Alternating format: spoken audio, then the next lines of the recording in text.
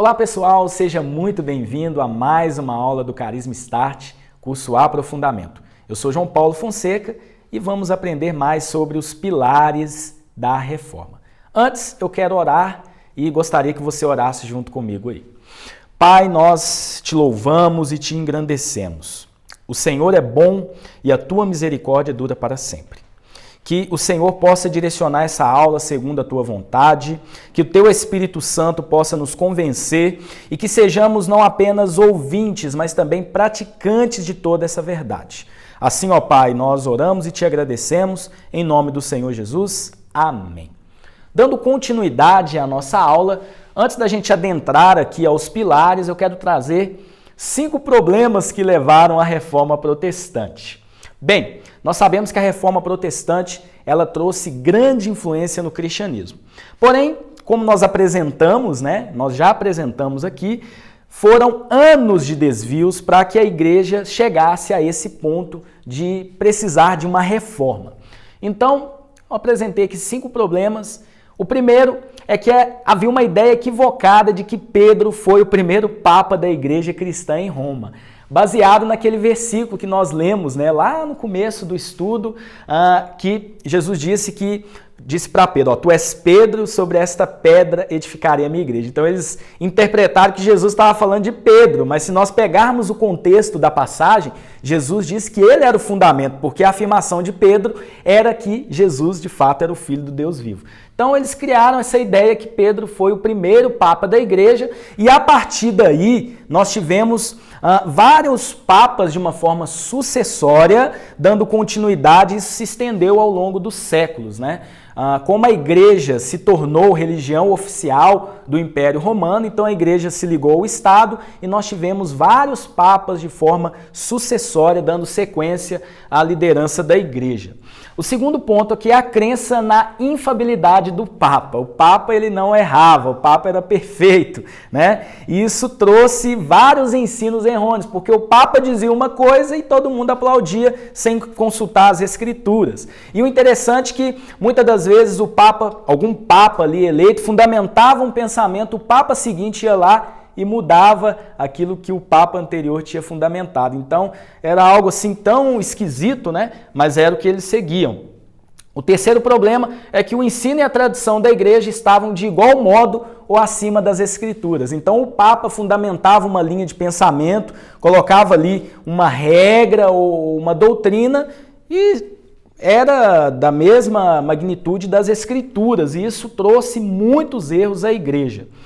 O quarto erro que nós podemos dizer, que levou à reforma protestante, Maria e outros santos como intermediadores entre Deus e os homens. Então, naquele período da Idade Média, nós tivemos várias fundamentações de doutrinas errôneas, como, por exemplo, Maria como intercessora, a intercessão por santos, intercessão dos mortos, o purgatório. Então, nós tivemos várias doutrinas que não têm base bíblica, que foram fundamentadas porque o Papa era totalmente infalível e ele era o grande líder da igreja.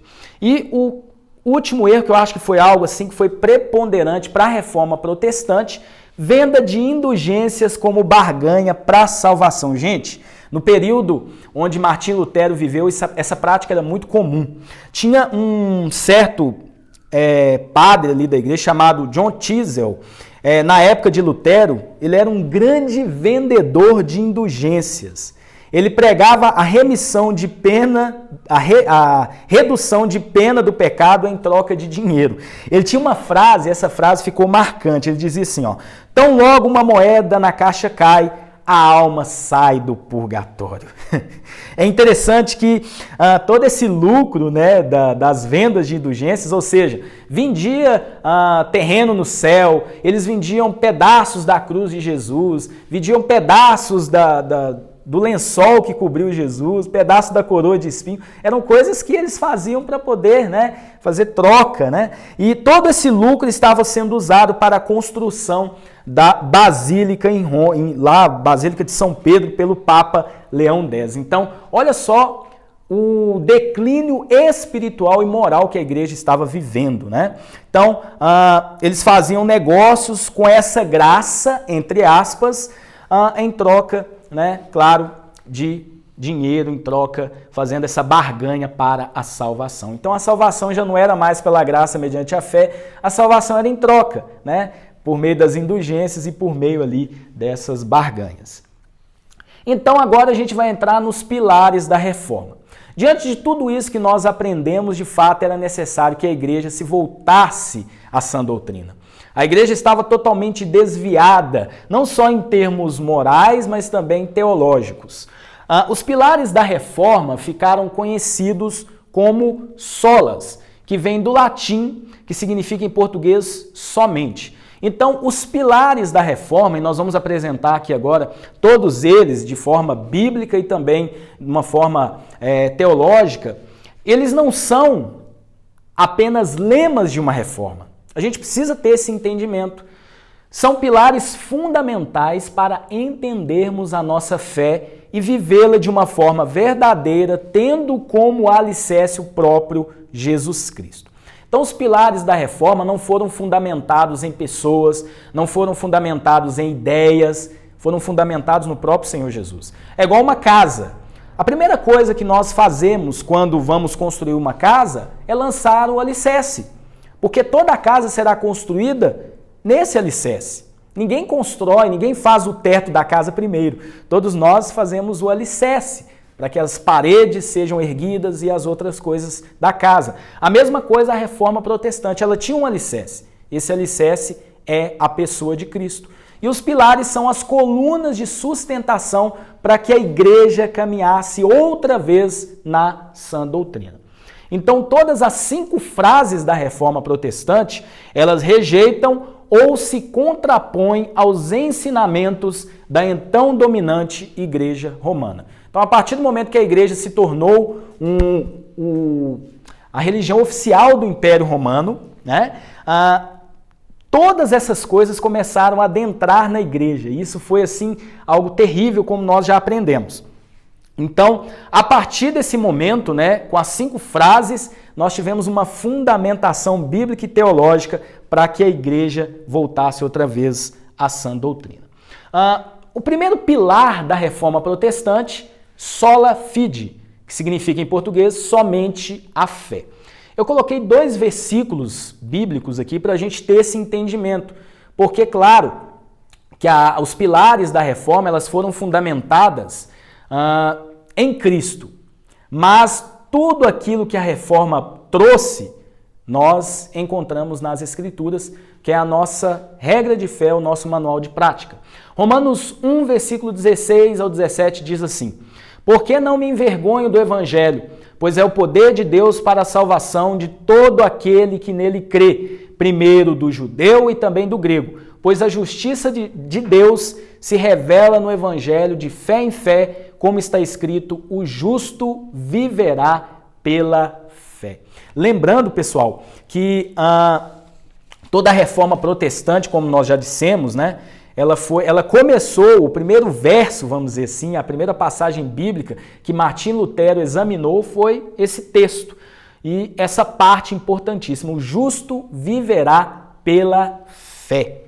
Romanos 5, do 1 ao 2, traz a seguinte afirmação: "Portanto, justificados pela fé, temos paz com Deus por meio de nosso Senhor Jesus Cristo, por intermédio de quem obtivemos também acesso pela fé a essa graça." Então, o acesso à graça é pela fé, a qual estamos firmados e nos gloriamos na esperança da glória de Deus. Então, o entendimento que somente a fé, sola fide, nos traz a afirmação que nós somos salvos para demonstrar boas obras. Não somos salvos pelas boas obras, somos salvos pela graça mediante a fé. O caminho que nos leva a salvação é a causa. A graça é a Embolei, peraí. Vamos voltar aqui nos pilares da reforma, aqui, sola fide, essa parte. Então, nesse entendimento, sola fide, somente a fé, nós temos o primeiro ponto: somos salvos para demonstrar boas obras. A causa da nossa salvação é a graça de Deus. O caminho que nos leva à graça é a fé, e é um dom de Deus. As boas obras é uma consequência daquele que é salvo pela graça mediante a fé. Só que na teologia da Igreja Católica, na linha de pensamento, as boas obras é que nos justificam. Então é por aquilo que a gente faz, é por aquilo que a gente é. Mas a Bíblia nos prega o contrário, que nós somos salvos para demonstrar boas obras. Então, sola fide é o ensinamento que a justificação, a qual é declarada apenas por Deus, ela é recebida somente pela fé, sem qualquer interferência ou necessidade de boas obras, embora na teologia protestante clássica a fé salvadora é sempre evidenciada, mas não determinada pelas boas obras. Então nós somos salvos para demonstrar boas obras. E a justificação é sempre pela fé e não pelas boas obras, como a Igreja Católica pregava. Por isso que tinha aquela questão das indulgências. Quanto mais você pagava, quanto mais você fazia, quanto mais você pagava ali, fazia penitência, não sei o que, você era justificado. Não. A Bíblia diz que a nossa justiça é como um trapo de imundícia. Agora, a justificação ela vem de Deus, porque ela é obra de Deus em nossas vidas. Cristo Jesus nos justificou por intermédio do seu sangue. Então, haviam várias práticas, inclusive na Igreja Católica havia ali o sacramento do batismo e a justificação era aplicada na alma por meio do batismo, era um entendimento errado também, porque colocava o mérito humano como base para a justificação. E isso não é bíblico. Então, é necessário, absolutamente necessário, a fé do indivíduo para ele ser justificado. Amém? Então, esse é o primeiro ponto aqui, o sola fide, somente a fé, é o primeiro pilar da reforma protestante. Então, agora nós vamos para o segundo, sola scriptura, somente a escritura, ou as escrituras, né? 2 Timóteo 3, 16 ao 17 diz assim: toda a escritura é inspirada por Deus e útil para ensinar, para corrigir, para instruir em justiça, a fim de que o homem de Deus tenha capacidade, pleno preparo para realizar toda boa obra.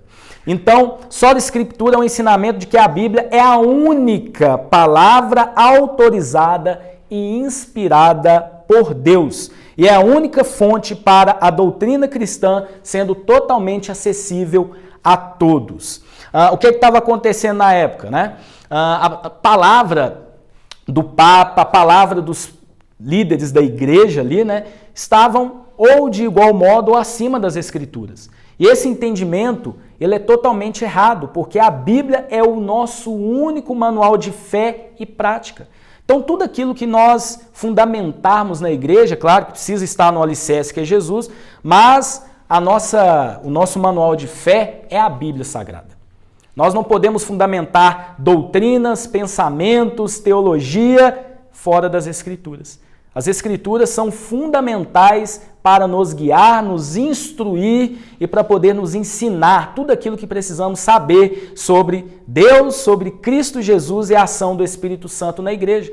Ao longo dos 1.500 anos, né? Aí vamos colocar 1.000 anos, né? Porque os primeiros 500 anos a igreja caminhou de uma forma correta. Mas nós tivemos aí cerca de 1.000 anos onde a igreja saiu completamente das Escrituras e começou a seguir teologia, doutrinas, diretrizes totalmente fora da palavra. E o texto de 2 Timóteo é claro: toda a Escritura é inspirada por Deus. Não é só parte da Escritura, não é só alguns versos, toda a Escritura é inspirada por Deus. Não tem essa de querer atualizar a Bíblia, modificar o que está na Bíblia. Deus preservou 66 livros para a igreja, para seguirmos, para lermos e principalmente para praticarmos e vivermos um evangelho verdadeiro. Então, como eu disse aqui, os 3 pontos, né? Bíblia como única e infalível fonte para a doutrina cristã, fonte e norma de princípio para a pregação do evangelho de Jesus Cristo. Então, os reformadores trouxeram essa importância das Escrituras, porque a nossa pregação precisa ter a Bíblia Sagrada como norma e princípio. Então, quando a gente analisava a liturgia ali da igreja, né, Muitas das vezes as leituras da Bíblia eram leituras vagas, eram leituras totalmente sem contexto, mas os reformadores fundamentaram esse princípio sola escritura para que a igreja outra vez vivesse uma pregação do evangelho por meio das escrituras, e as escrituras, elas estão acima de qualquer outra tradição. Amém? Isso é importantíssimo. Não é o que eu acho, o que eu penso, é o que as escrituras dizem. Não devemos viver por achismos, por suposições. É o que as escrituras nos diz, porque ela é a única fonte infalível para a doutrina cristã e para a pregação do evangelho. Lembrando que a fé vem pelo ouvir a pregação da palavra de Deus. Lá em Romanos 10, versículo 17, nós temos esse entendimento. Então, claro que a fé é um dom de Deus e ela é gerada em nós através da pregação do evangelho. Quando nós ouvimos a pregação do evangelho, a fé é gerada em nosso coração e aí nós somos salvos pela graça mediante a fé. Agora a gente vai para mais um pilar, solos Cristo, somente Cristo. Olha só que interessante, nós encontramos lá em 1 Timóteo 2, versículo 5. Porque há um só Deus e um só mediador entre Deus e os homens, Cristo Jesus, homem. Então olha só, esse pilar, somente Cristo, é um ensinamento que Cristo é o único mediador entre Deus e a humanidade. E não há salvação através de nenhum outro. Então, começou a surgir nas igrejas, né, na igreja antes aqui da Reforma, vários mediadores. Até Maria era mediadora, né? Nós tínhamos santos, ícones que faziam essa mediação, né? Então os reformadores rejeitaram tudo isso e colocaram um princípio bíblico, né? Só há um Deus e um mediador entre Deus e os homens, Cristo Jesus. Claro que na teologia protestante clássica, nós temos aí o sacerdócio de todos os crentes, né? Negando o uso exclusivo do título de padre para o clero. E agora, claro que todos nós temos livre acesso. O véu foi rasgado, ninguém precisa fazer mediação entre nós mais. Cristo Jesus é o nosso mediador e nós temos total livre acesso a essa graça. Amém? Então, somente Cristo, Ele é o nosso mediador. Precisamos dele. Ele é o alicerce da igreja. Ele é o centro de tudo. Toda a igreja precisa estar fundamentada nele. E sem ele, nada somos. Amém? O outro princípio, né? Aliás, dentro ainda do princípio somente Cristo, né? Como eu disse para vocês, qualquer ser humano tem livre acesso a Deus, ele está acessível, não precisamos de homens para ser o nosso intermediador. Jesus Cristo abriu um novo e vivo caminho, onde todos pela fé podem se achegar até ele. Graças a Deus por intermédio de Jesus Cristo, louvamos a Deus pela sua graça, porque se fosse depender do nosso mérito, nós estaríamos perdidos, mas é pelo mérito de Cristo é que nós recebemos essa salvação. Amém? Caminhando aqui para o outro pilar da reforma, sola gratia, somente a graça de Deus. Efésios 2, 8 e 9 nos diz o seguinte: porque pela graça sois salvos mediante a fé. Isso não vem de vós, é dom de Deus, não por obras para que ninguém se glorie. Então, sola gratia é um ensinamento de que a salvação vem apenas por graça divina, ou favor imerecido, e não como algo merecido pelo pecador. Como nós já dissemos, né, o princípio católico dizia, da Igreja Católica, né, dizia que era necessário as boas obras, era necessário fazer alguma coisa, era necessário ser bom, era necessário cumprir penitência, fazer um tanto de coisa para receber a graça. Mas aqui nós temos o entendimento que nós somos salvos pela graça. O que é a graça? É um favor dado a nós não merecido. É a causa da nossa salvação.